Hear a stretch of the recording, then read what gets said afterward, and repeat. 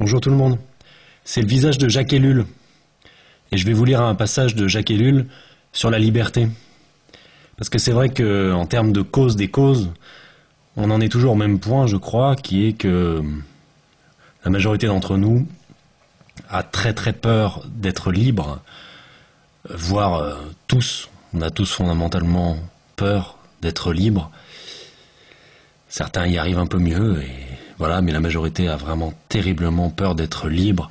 Et c'est pour ça qu'il y a toujours, malheureusement, peut-être qu'un jour ça finira, mais pour l'instant il y a toujours d'un côté des gens qui ont le pouvoir, qui en abusent, et puis à côté des gens qui laissent leur pouvoir et qui confient leur destin à d'autres hommes. Voilà, quelque chose donc de l'ordre de l'hétéronomie, avec d'un côté les papas, et puis de l'autre les enfants, voilà, et puis les enfants qui acceptent de rester des enfants, d'être des électeurs, des locataires, des employés, voilà, et puis en face, voilà, il y a des élus, des patrons, des gens autorisés à décider pour les autres. C'est parce que nous avons peur d'être libres. Alors Jacques Ellul, certes, l'homme prétend vouloir la liberté. L'homme, en toute bonne foi, veut établir la liberté politique. Il se proclame libre métaphysiquement. Il se bat même pour faire libérer les esclaves. Il fait de la liberté sa valeur suprême. Priver de liberté par la prison est un châtiment invivable. Liberté, liberté chérie. Et aussi, bien sûr, liberté. Que de crimes on commet en ton nom. Et bien entendu, les beaux mythes grecs sur la liberté conquérante de l'homme contre les dieux.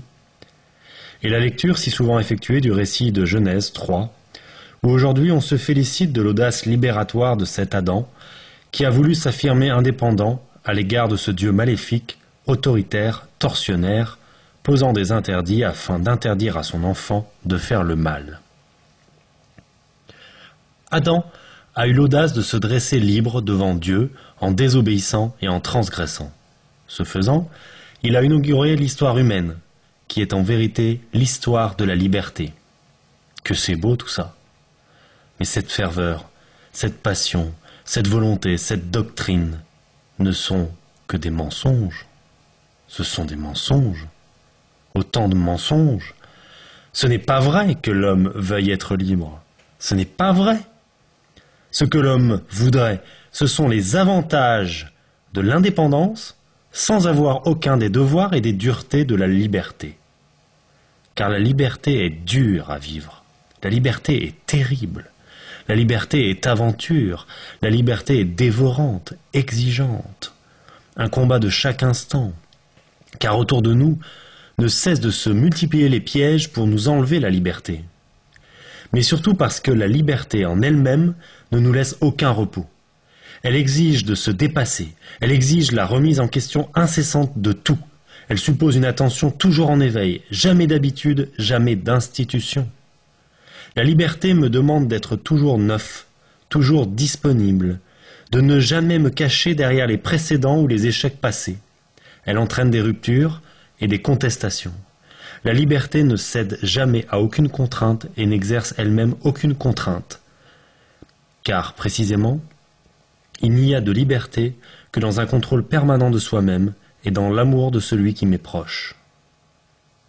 L'amour suppose la liberté, et celle-ci ne s'épanouit que dans l'amour. C'est pourquoi Sade est bien le plus grand menteur de tous les siècles. Ce qu'il a montré et appris aux autres, c'est la voie de l'esclavage sous le discours de la liberté. La liberté ne peut jamais exercer de puissance. Il y a coïncidence entière entre la non-puissance et la liberté. Exactement comme la liberté ne va jamais s'inscrire dans la possession. Ici encore, il y a coïncidence exacte entre la liberté et la non-possession. Ainsi, la liberté n'est pas une joyeuse ronde enfantine dans un jardin plein de fleurs.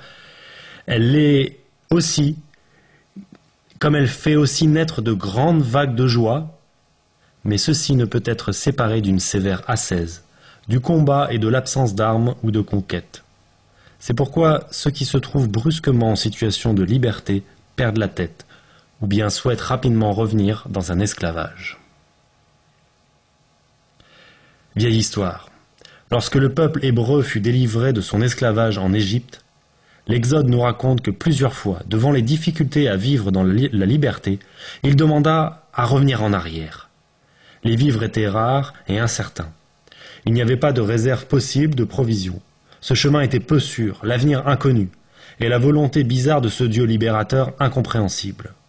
Mieux vaut l'esclavage avec un salaire minimum garanti. Or, cette expérience fut souvent répétée. Ainsi, à 2 reprises au moins, au cours de l'histoire, on a connu la réaction d'esclaves soudain libérés, effrayés de cette liberté.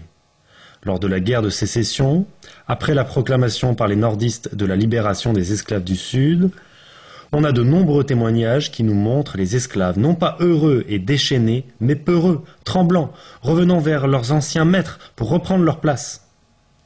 Même chose lorsque l'Italie, victorieuse en Éthiopie, a proclamé la liberté des esclaves traditionnellement maintenus dans les tribus.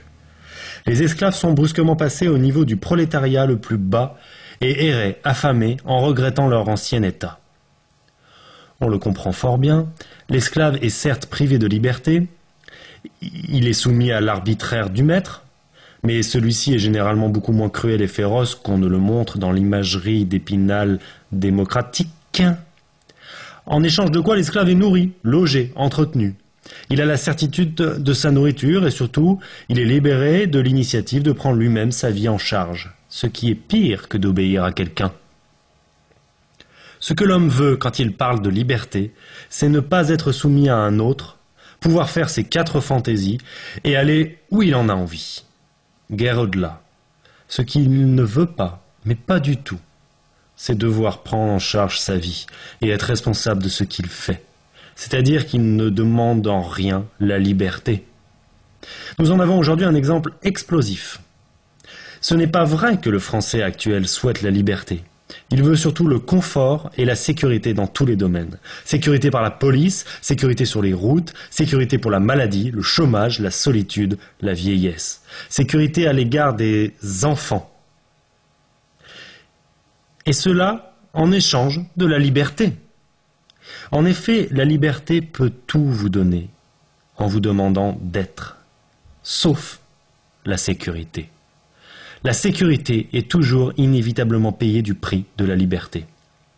Que ce soit la sécurité assurée par un maître privé ou par une compagnie d'assurance, puissance capitaliste, ou par l'organisme de sécurité sociale, qui par la voie des fichiers informatiques devient l'agent de contrôle général et total, ou par la police, qui sert inévitablement à toute fin, ou par l'État, qui grandit et se bureaucratise du fait même des protections que nous lui demandons.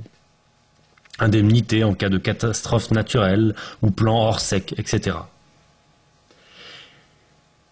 Il y a une exacte contrepartie. Plus tu veux être assuré et garanti contre tout, moins tu es libre. Ce n'est plus le tyran qui aujourd'hui est à craindre, mais notre propre besoin effréné de sécurité. La liberté, elle, se paie inévitablement de l'insécurité et de la responsabilité. Or, l'homme moderne cherche avant tout à n'être responsable de rien. Mais il veut l'air de liberté, l'apparence de liberté. Il veut voter, il veut un pluripartisme, il veut voyager, il veut se choisir son médecin, il veut choisir son école. Et pour ces bricoles, on ose parler de liberté. Bien entendu, je ne dis pas que cela est sans importance.